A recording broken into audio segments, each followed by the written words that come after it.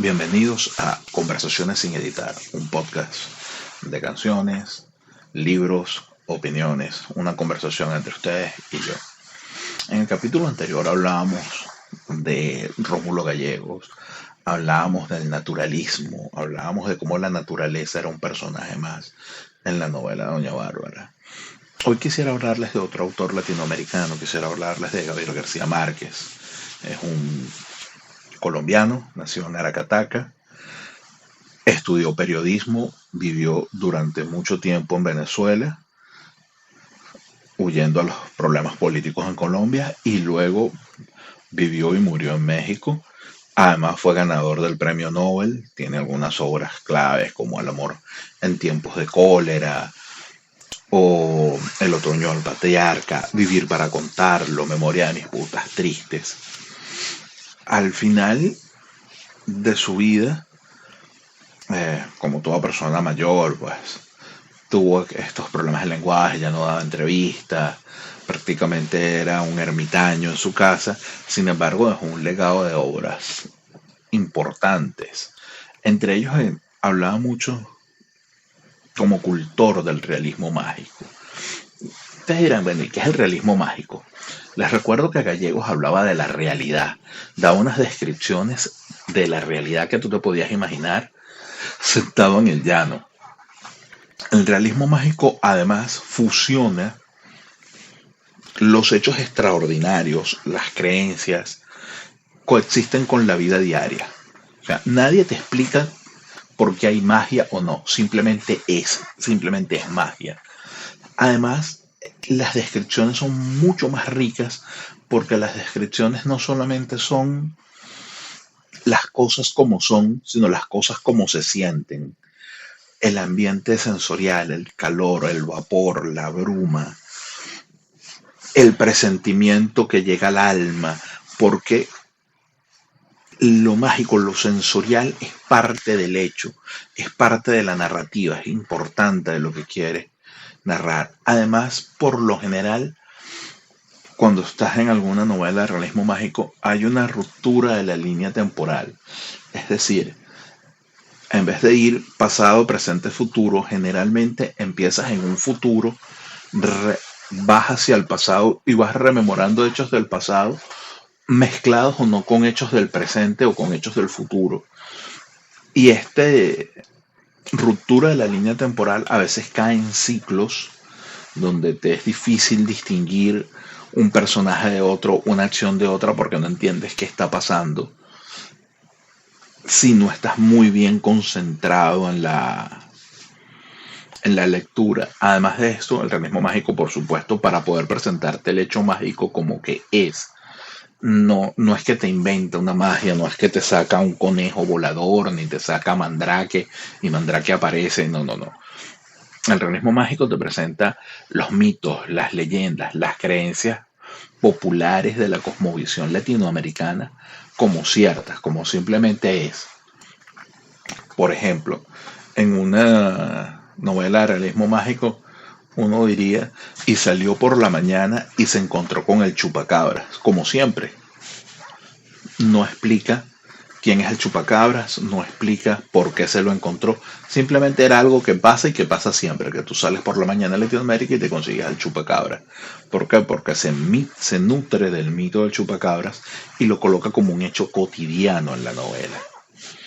Entonces, hoy quisiera hablarles de una novela típica de García Márquez, y es La crónica de una muerte anunciada. La crónica de una muerte anunciada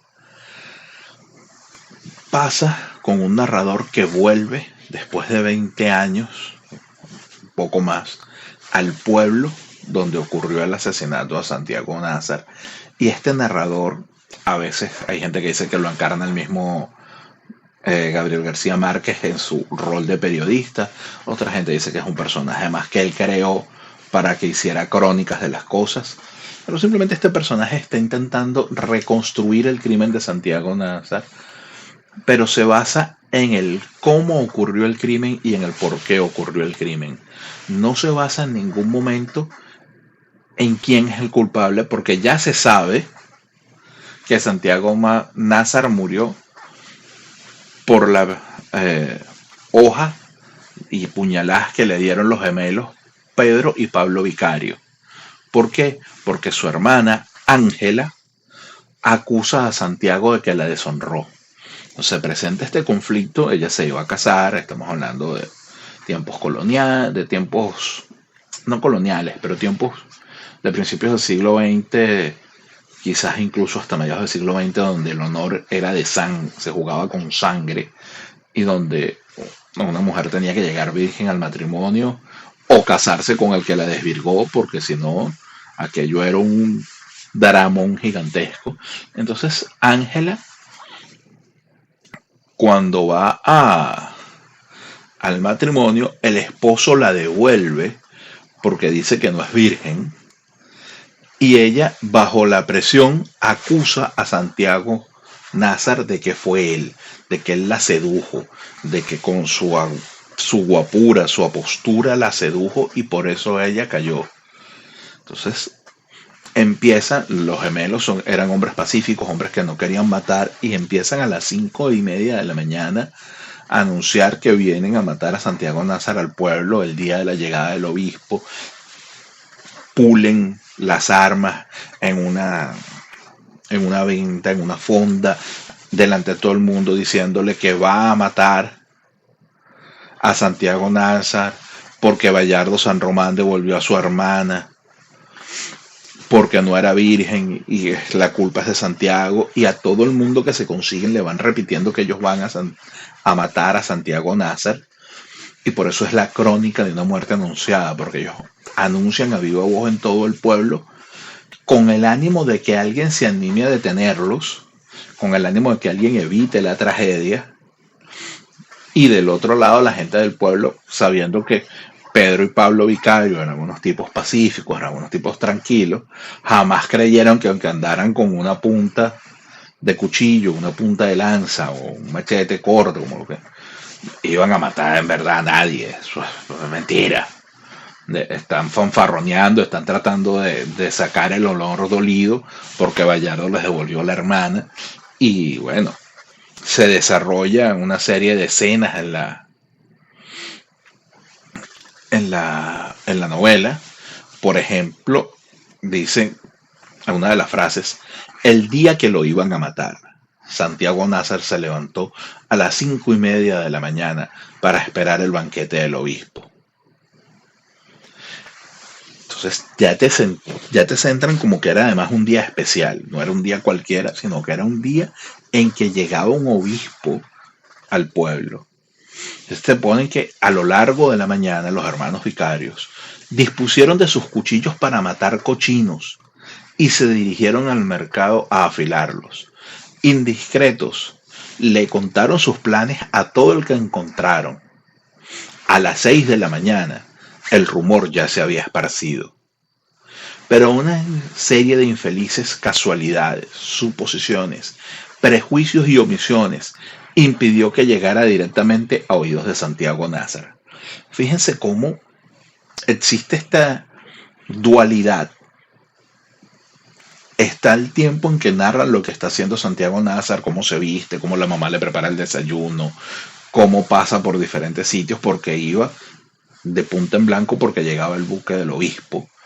Mientras por el otro lado te presentan a los hermanos trasnochados, medio ebrios, que afilaban los cuchillos al mercado, que le decían a todo el mundo que lo iban a matar para ver si los detienen. Y fíjate que dicen que una serie de infelices casualidades, suposiciones y prejuicios hace que todo el mundo en el pueblo lo sepa, menos Santiago Nazar. Entonces, la novela desarrolla esta dualidad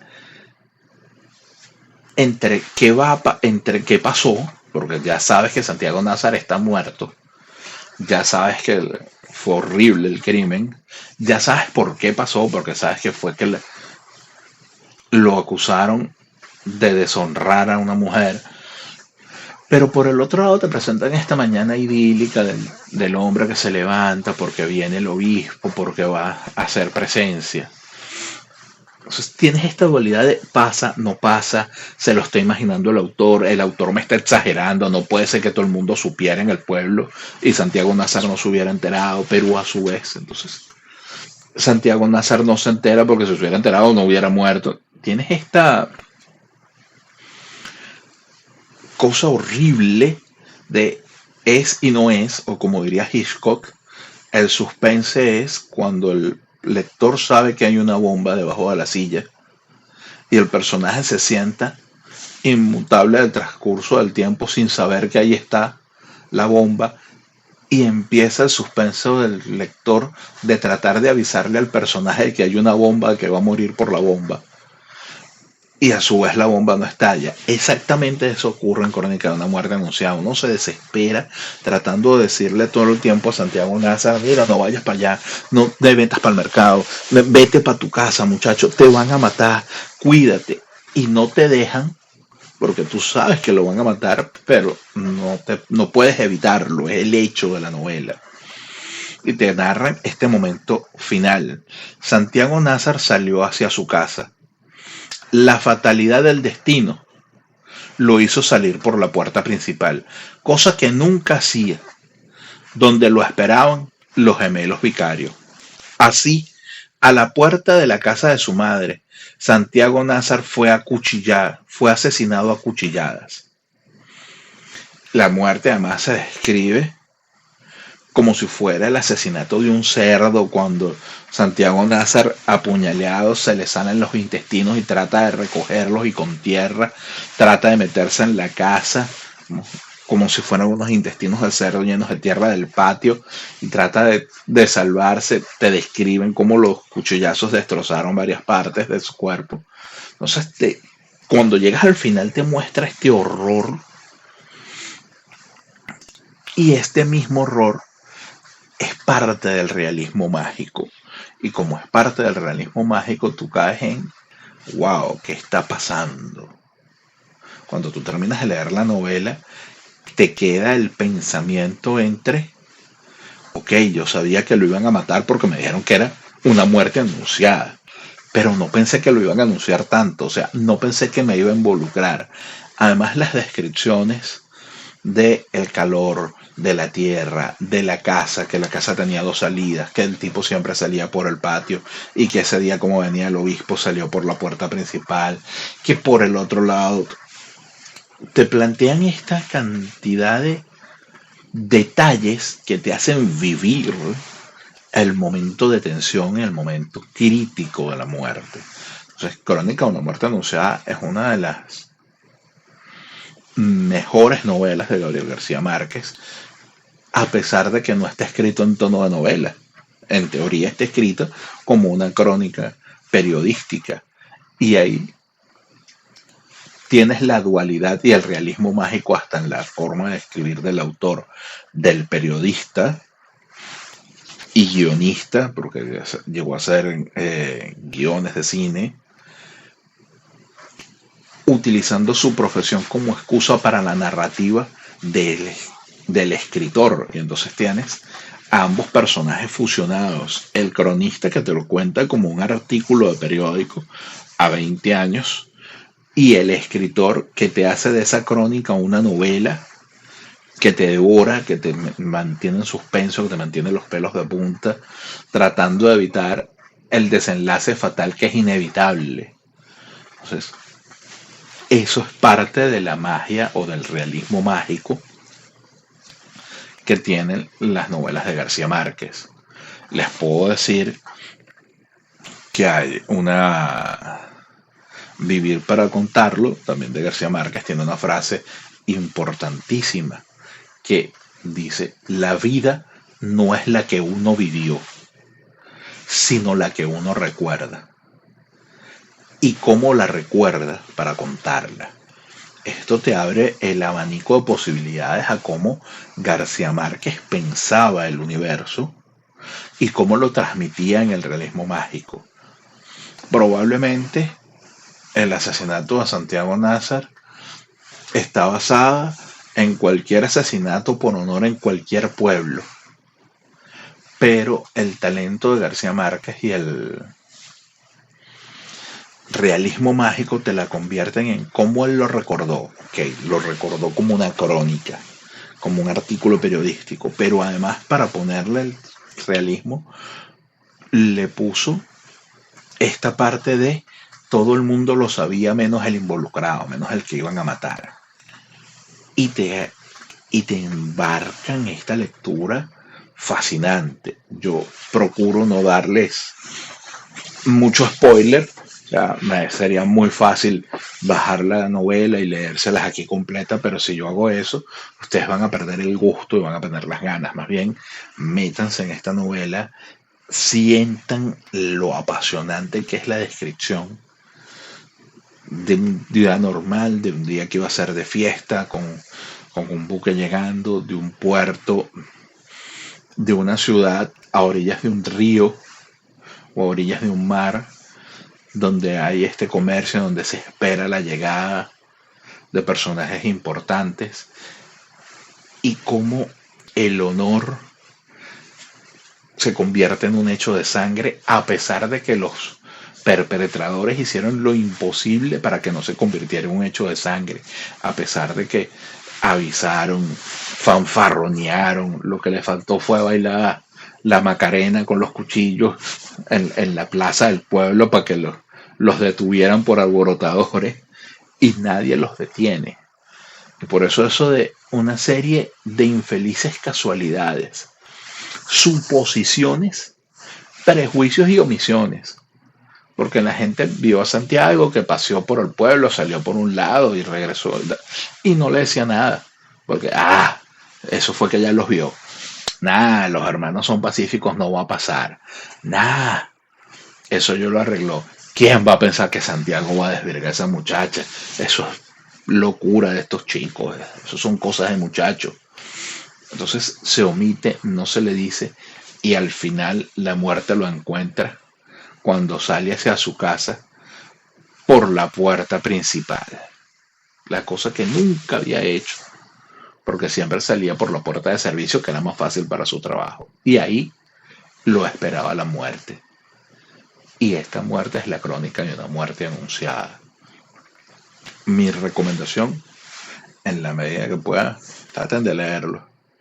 No es lo más difícil que tiene Gabriel García Márquez de leer, pero vale la pena leer a un escritor que tiene un Nobel de literatura. Algo tiene, algún secreto guarda en esta crónica. Así que, para ustedes, recuerden, Crónica de una muerte anunciada, Gabriel García Márquez, algo que leer. Esto fue Conversaciones sin editar. El día en que lo iba